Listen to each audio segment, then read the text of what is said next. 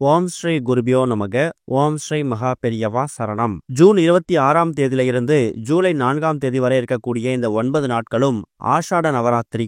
9 எண்ணிக்கையில மிளகு உங்க கையில இருந்தாலே போதும். கஷ்டங்கள் தீரும், கடன் போகும், வீட்டுல பணம் செல்வங்கள் இது எல்லாமே தாண்டவம் ஆடும். அது என்ன வழிபாட்டு முறைன்னு பார்க்கறதுக்கு முன்னாடி நம்மளோட வீடியோஸை இப்போதான் நீங்க ஃபர்ஸ்ட் டைம் பார்க்குறீங்கன்னா மறக்காம சப்ஸ்கிரைப் பண்ணிக்கோங்க.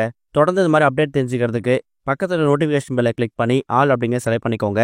இப்போ ஆஷாட நவராத்திரி தினங்களில் என்ன மாதிரி வழிபாடு செய்ய போறோம் அப்படிங்கிற பத்தி தெளிவாக தெரிஞ்சுக்கலாம். உக்கிரமான தெய்வங்கள்ல ரொம்ப முக்கியத்துவம் வாய்ந்த தெய்வமா திகழக்கூடியவங்க வாராகி அம்மன். வாராகி அம்மனுக்குரிய வழிபாட்டை முறையா செய்யறவங்களுக்கு அவங்களோட அருளால எல்லா விதமான கஷ்டங்களும் நீங்கும் அப்படிங்கிறது எல்லாருக்குமே தெரியும். அப்படிப்பட்ட வாராகி அம்மனுக்குரிய ரொம்ப சக்தி வாய்ந்த நவராத்திரி தினங்கள் தான் ஆஷாட நவராத்திரி. இந்த 9 நாட்களும் வாராகி அம்மனை முழு மனசோட வழிபாடு செஞ்சீங்கன்னா பலவிதமான நன்மைகள் ஏற்படுமா. குறிப்பா குடும்பத்தில் இருக்கக்கூடிய எல்லா விதமான கஷ்டங்களும் நீங்குவதற்காக நீங்க தீபம் ஏற்றக்கூடிய வழிபாடு ரொம்ப முக்கியம். எந்த ஒரு பூஜையை செய்யறதா இருந்தாலும் வழிபாட்டை செய்யறதா இருந்தாலும் நம்ம முதல்ல செய்யக்கூடிய விஷயம் என்னன்னு கேட்டீங்கன்னா தீபம் ஏத்துறது தான். ஒரு தெய்வத்துக்கும் ஒரு விதமா நம்ம தீபம் ஏற்றி வழிபாடு செய்வோம். எத்தனை எண்ணிக்கையில தீபம் ஏத்துறது, எதை பயன்படுத்தி தீபம் ஏத்தணும், எந்த திசையை பார்த்து தீபம் ஏத்தணும்னு எக்கச்சக்கமான விஷயங்கள் அதுல இருக்கு. அந்த வகையில இந்த ஆஷாட நவராத்திரி தினங்கள்ல இந்த 9 நாட்கள்ல வாராகி அம்மன் அருளை பெறுவதற்காக என்ன மாதிரி தீபங்கள் ஏத்த போறோம் அப்படிங்கிறத நம்ம தெரிஞ்சுக்கணும். இந்த வருஷம் இந்த ஆஷாட நவராத்திரி அப்படிங்கிறது ஜூன் மாதம் 26ஆம் தேதி வியாழக்கிழமை அன்னைக்கு ஆரம்பிச்சு ஜூலை மாதம் 4ஆம் தேதி அன்னைக்கு முடியுது. இந்த 9 நாட்களும் நீங்க வீட்டுல வாராகி அம்மன் சிலை இருக்கிற பட்சத்துல இல்ல போட்டோ இருக்கிற பட்சத்துல அந்த போட்டோ சிலைக்கு தினமும் மஞ்சள் குங்குமம் பொட்டு வைத்து சிலை இருந்தா அபிஷேகங்கள் செய்து வழிபாடு செய்யலாம். நிறைய பேர் வீடுகள்ல இந்த வாராகி அம்மன் போட்டோ சிலை இருக்காது. அப்படிப்பட்டவங்க சின்னதா ஒரே ஒரு தீபம் ஏத்தி அதை வாராகி அம்மனா பாவிச்சு நீங்க வழிபாடு செய்யலாம். ஒரு வருஷமும் ஆனி மாதம் அமாவாசை முடிஞ்ச மறுநாள்ல தொடங்கக்கூடியதுதான் ஆஷாட நவராத்திரி.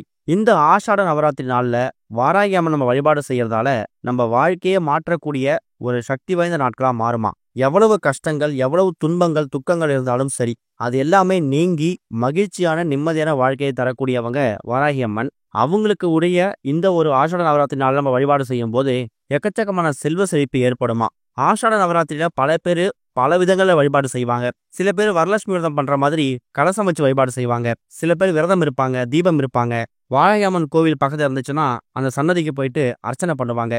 இப்படி உங்களால என்ன விஷயங்கள் பண்ண முடியுமோ அதை நீங்க செஞ்சாலே தாராளமா வாராகி அம்மனோட அருளை பரிபூர்ணமா பெற முடியும். எப்படி வழிபாடு செஞ்சாலும் சரி, ஆனா கண்டிப்பான முறையில ஏதாவது ஒரு வழிபாடாவது நீங்க செய்யணும். ஜூன் 26ஆம் தேதியிலிருந்து ஜூலை 4ஆம் தேதி வரை இருக்கக்கூடிய இந்த 9 நாட்களுமே வாராகி அம்மனுக்கு பிடிச்ச நைவேத்தியங்கள் செஞ்சு வச்சு படைக்கலாம். உதாரணத்துக்கு வாராகி அம்மன் அப்படிங்கிறவங்க நிலத்துக்குரிய தேவதை அப்படிங்கிறதால நிலத்திலிருந்து கிடைக்கக்கூடிய கிழங்கு வகைகள், உதாரணத்துக்கு சக்கரவள்ளி கிழங்கு, இதை நீங்க நைவேத்தியமா படைக்கலாம். கொண்டைக்கடலை சுண்டல் படைக்கலாம். மிளகு வடை செய்து வைத்து படைக்கலாம். அதை விட முக்கியமானது மாதுளம்பழத்தை வாங்கிட்டு வந்து அதை முழுசா அப்படியே வாராகி அம்மனுக்கு படைக்காம அந்த மாதுளம்பழத்தை முத்துக்களா உதிர்த்து அதுல கொஞ்சமா தேன் சேர்த்து அதை நீங்க வாராகி அம்மனுக்கு படைக்கும் போது நைவேத்தியமா வைக்கும் போது அதை அவங்க மனசார ஏத்துப்பாங்க.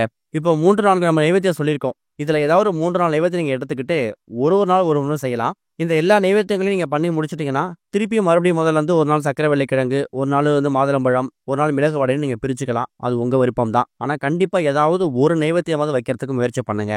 மாலை ஒரு 6-7 மணிக்கு மேல பண்றது ரொம்ப விசேஷம். பொதுவா வாராகி அம்மனுக்கு உரிய எண் வந்து 5. ஏன்னா திதிகள்ல 5வது திதியா வரக்கூடியது பஞ்சமி. பஞ்சமி தினத்துல இந்த தேய்பிரை பஞ்சமி, வளபிரை பஞ்சமி தினத்துல தான் வாராகி அம்மனுக்கு வழிபாடு நடத்துவாங்க. ஆனா இந்த இடத்துல நாம ஏன் 9 மிளகு எடுத்துக்க சொல்றோம்னா வாராகி அம்மனுக்கு உரிய இந்த ஆஷாட நவராத்திரி மொத்தம் 9 நாட்கள் வருது.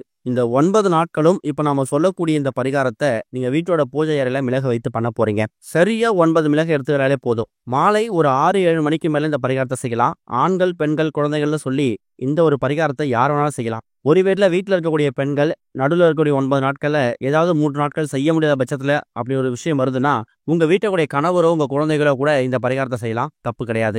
விரதம் இருக்க முடியும் அப்படின்னு நினைக்கிறவங்க உங்களோட உடல்நிலையை பொறுத்து நீங்க விரதம் இருந்து உபவாசம் இருந்து வழிபாடு நடத்தலாம். இல்லைன்னா பால் பழம் மாதிரியான எளிமையான ஆகாரங்கள் எடுத்துக்கிட்டு அசைவம் சாப்பிடாம வாராகி அம்மனுக்காக இந்த 9 நாட்கள் விரதம் இருந்தீங்கன்னா நீங்க என்ன வரன்னு கேட்குறீங்களோ அதை வாராகி அம்மன் வாரி வழங்குவாங்க.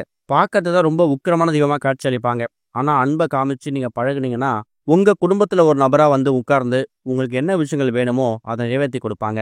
அந்த அளவுக்கு சக்தி வாய்ந்த ஒரு கடவுள் தான் வாராகி அம்மன். அவங்களுக்கு உகந்த பொருட்கள் பல இருக்கு. அதுல ஒரு முக்கியமான பொருள் தான் இந்த மிளகு. இப்ப நம்ம நெய்வேத்தியங்கள் சொல்லும்போது கூட மிளகு வடைன்னு சொல்லியிருந்தோம். அந்த அளவுக்கு மிளகுனா வாராகி அம்மனுக்கு ரொம்ப பிடிக்கும். இந்த 9 எண்ணிக்கையில மிளகை எடுத்து தினமும் நீங்க தீபம் ஏத்த போறீங்க. மாலை ஒரு 6, 7 மணிக்கு மேல வீட்டோட பூஜை அறையில எப்பவும் போல விளக்கேத்தி வச்சு பூஜை பண்ணுங்க. வாராகி அம்மன் போட்டோஸ்ல இருந்ததுன்னா அதை கழுவி சுத்தப்படுத்தி அதுக்கு முன்னாடி நீங்க ஒரு தீபம் ஏத்த போறீங்க. இந்த தீபத்தை ஏத்துறதுக்காக உங்களுக்கு ஒரே ஒரு மண் அகல்விளக்கு தேவைப்படும். மண் அகல்விளக்கு அப்படிங்கிறது ரொம்ப எளிதா கிடைக்கக்கூடியது தான். ஒரு அகல்விளக்கு கூட நீங்க புதுசா வாங்கிக்கலாம். ஒருவேளை புதுசா வாங்க முடியாத சுச்சுவேஷன் இருக்கீங்கன்னா, உங்க வீட்ல ஏற்கனவே இந்த கார்த்திகை தீபத்துக்கோ, இல்ல வேற ஏதாவது வழிபாட்டுக்காக நீங்க வச்சிருந்தீங்கனாலோ, தாராளமா அதே அகல்விளக்க பயன்படுத்திக்கோங்க. முதல்ல இந்த தீபத்தை ஏத்துறதுக்கு சின்னதா ஒரே ஒரு தாம்பாள தட்டு எடுத்துக்கோங்க. தீபம் ஏத்துறதுக்குன்னு பிரத்யேகமா ஒரு தட்டு எடுத்து வச்சு, அதை வாராகி அம்மன் போட்டோ சிலைக்கு முன்னாடி தட்டை வச்சிடுங்க. வாராகி அம்மன் போட்டோ சிலை இல்லாதவங்க ஒரு சின்னதா ஒரு காமாட்சி அம்மன் விளக்கு இல்ல வேற ஏதாவது விளக்கேத்தி வச்சு அதை வாராகி அம்மனா ஃபர்ஸ்ட் பாவிச்சிடணும். அந்த விளக்கு நீங்க கணக்குல எடுத்துக்க கூடாது. இது போட்டோ சிலை இல்லாதவங்களுக்கு.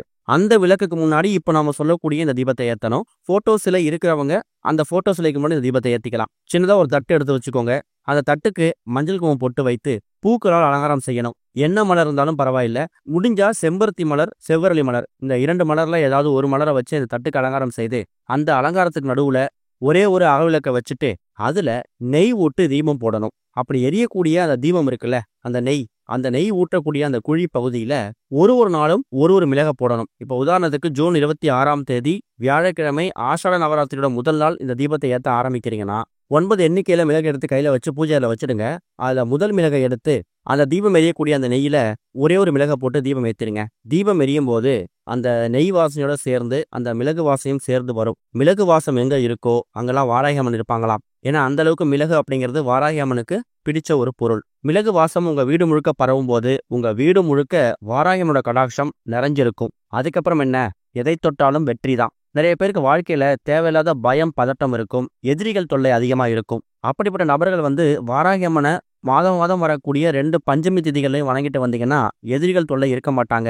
பில்லி, சூனியம், செய்வினை இது மாதிரி விஷயங்கள் எல்லாமே நெருங்கவே நெருங்காது. காரணம் என்னன்னா, வாராகி அம்மன் காலபைரவர் மாதிரியே உக்ர தெய்வங்கள் பட்டியலில் வர்றவங்க. பார்க்கறதான் உக்கிரமா இருப்பாங்க. நீங்க அவங்கள தொடர்ச்சியா வணங்கிட்டு வந்தீங்கன்னா குழந்தை மாதிரி உங்களுக்கு அருள் பாலிக்கக்கூடியவங்க. அப்பேற்பட்ட சக்தி வாய்ந்த வாராகி அம்மனுக்குரிய இந்த ஆஷாட நவராத்திரியில இந்த 9 நாட்களும் தினமும் நெய் விளக்கேற்றி அந்த மண் அகல் விளக்கு நெய் தீபம் ஏற்றும் போது அந்த எரியக்கூடிய அந்த நெய்யில ஒரே ஒரு மிளகை முதல் நாள் போட்டுறணும். மறுநாள் மாலை ஒரு 6, 7 மணிக்கு மேல இந்த பூஜையை செய்யும் போது அதை அகல் விளக்கு எடுத்து சுத்தப்படுத்தி ஒருவேளை அதுல எதுவும் மிளகு எரிஞ்சு போய் மீதி இருந்துச்சுன்னா அதை கால்பட இடத்துல விட்டுட்டு 2வது மிளகை போடுங்க.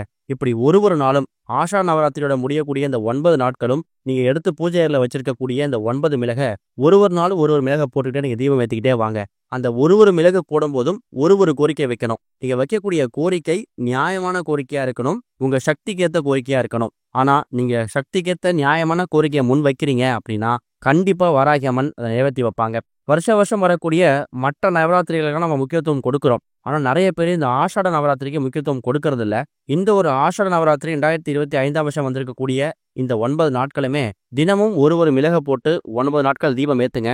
கட்டாயம் நீங்க கேட்கக்கூடிய விஷயங்கள் உங்களை சேரும். ஓம் ஸ்ரீ குருபியோ நமக. ஓம் ஸ்ரீ மகா பெரியவா சரணம்.